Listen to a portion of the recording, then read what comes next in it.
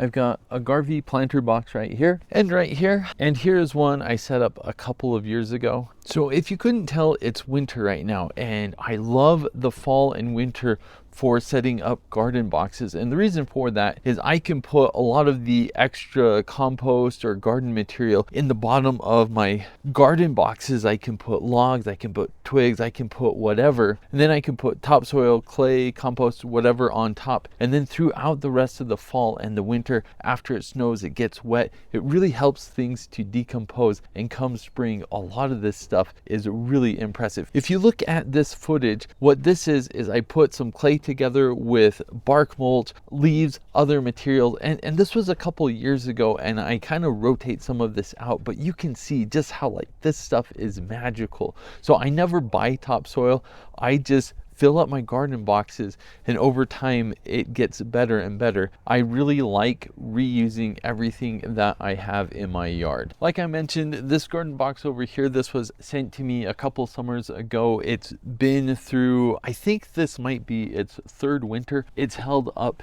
fantastic. Now, Garvey's been great to work with me. They have sent me these garden boxes so I can set them up and try them. And I kind of want to talk about the durability and the setup process so you can get an idea if these style... Oops! Well, that was fun. My phone just fell in the snow.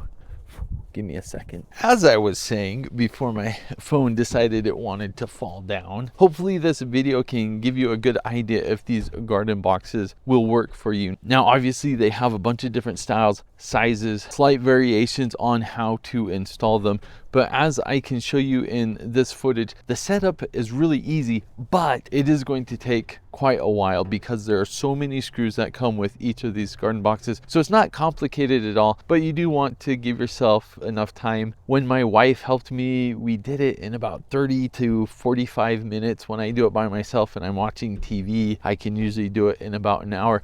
The thing I tried this year that was really nice is I did it inside, and then I just moved the garden boxes. Now, if you have two people, it's going to be super easy to move any of these. I moved these by myself. My wife was filming, so she couldn't help, but it's certainly doable. Now, for this green garden box, it came really compact. I was very surprised. It had a bunch of extra panels, so it did take a little bit of extra work. This garden box, it's round on the edges.